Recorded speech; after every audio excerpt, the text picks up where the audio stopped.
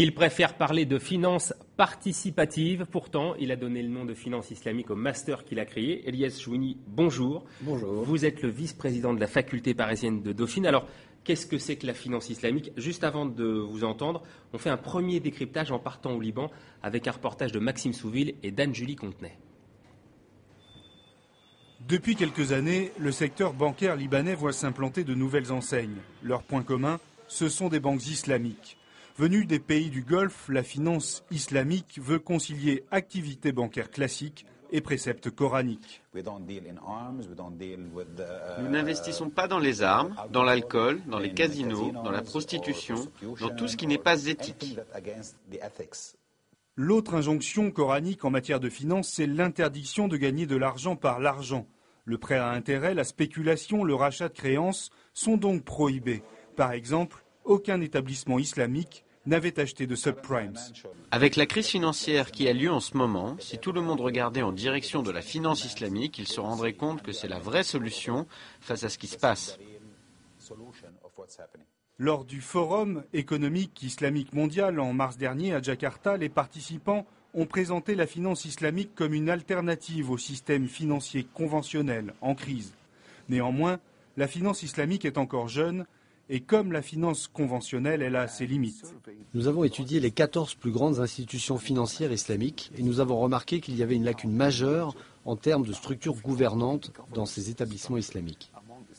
La structure de ces banques fait que certains investisseurs majeurs de l'établissement ne savent pas où est placé leur argent. Ils n'ont pas le droit d'influer sur la stratégie de placement décidée par les dirigeants. Des critiques qui n'empêchent pas pour autant les établissements charia compatibles de se développer à grande vitesse. Les formations en finance islamique se multiplient dans les écoles de commerce et les pays européens font du pied aux établissements islamiques. Il y a dans certains pays des liquidités très importantes, notamment dans les pays du Golfe.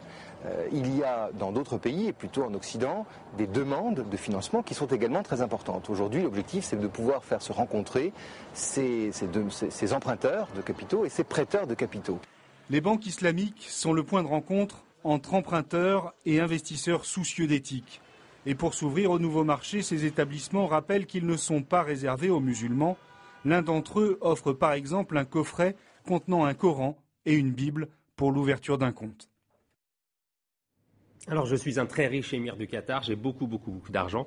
Comment je fais, Elias Jouini, pour investir dans la finance islamique? Est-ce que, par exemple, je peux éviter d'investir dans l'armement, qui est une filière très lucrative?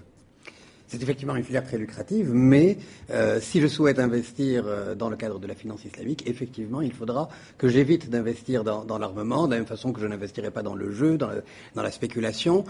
Et en revanche, je pourrais investir dans des projets selon une règle qui est très très simple et qui est vraiment la règle fondamentale, celle du partage des profits et des pertes. Qu'interdit essentiellement la finance islamique, le principe philosophique de base, c'est que on doit, dans un financement, participer aux pertes et aux profits du projet. On ne peut pas bénéficier que des profits, d'où, comme conséquence, l'interdiction du taux d'intérêt, où c'est l'argent qui produit de l'argent et non pas le projet financé qui produit les profits. Donc pas des philanthropes?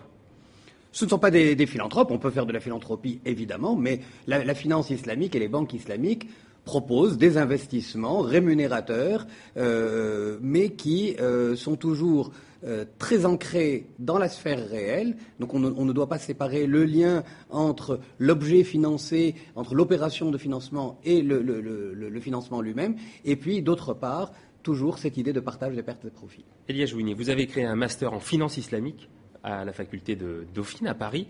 Vous avez eu 150 postulants pour 30 places, m'avez-vous dit. Tout à fait. Quel est le type d'étudiant qui vient chez vous en master de finance islamique? Alors, c'est un master 2, c'est-à-dire c'est un bac plus 5. Les étudiants qui sont candidats sont tous évidemment titulaires au moins d'un bac plus 4. Et lors du premier examen des dossiers que nous avons reçus, on y trouve des étudiants issus d'écoles d'ingénieurs, des étudiants issus d'écoles de commerce, des étudiants issus de filières Master 1 en gestion, en mathématiques. Donc il y a vraiment un très très large éventail de profils. Et ce sont des personnes qui s'intéressent à la finance et qui se rendent compte qu'il y a aujourd'hui un nouveau secteur qui se développe, nouveau à l'échelle française, qui est susceptible de se développer. Nous avons excusez-moi, plusieurs banques françaises sont déjà actives en fait dans le domaine de la finance islamique, mais dans leur activité internationale. Oui, mais par exemple, il y a eu un ratage, entre guillemets. Je sais que la Société Générale a souhaité proposer des produits de finance islamique à l'île de la Réunion, et ça a capoté. Pourquoi, à votre avis ?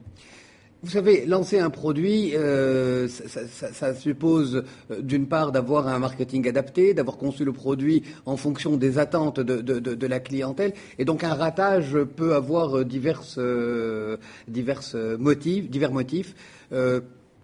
En l'occurrence, je pense vraiment que c'est un produit qui n'a pas reçu l'écho qui était espéré auprès de la population. Je sais que vous travaillez auprès du cabinet du Premier ministre. Est-ce que c'est vous, par exemple, qui avez insufflé à Christine Lagarde l'éventualité, effectivement, de pouvoir capter cette manne qui représente 500 milliards d'euros ? La manne de la finance islamique, c'est 500 milliards d'euros. C'est vous qui avez soufflé ça ? Non.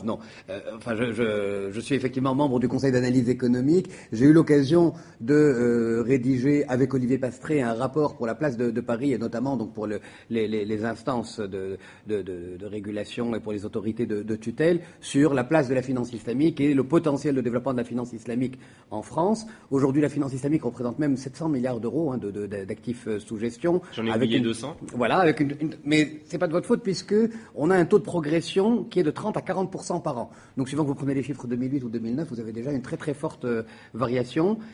Alors, ce rapport a servi notamment à étayer la réflexion actuelle sur la place de la finance islamique et le potentiel de la France en termes de finance islamique, mais les réflexions en cours et notamment les avancées qui ont été décidées par Christine Lagarde sont antérieures même à ce rapport. Pourquoi est-ce que Londres et Genève sont leaders par rapport à Paris aujourd'hui sur l'attrait des places financières en termes de finance islamique ?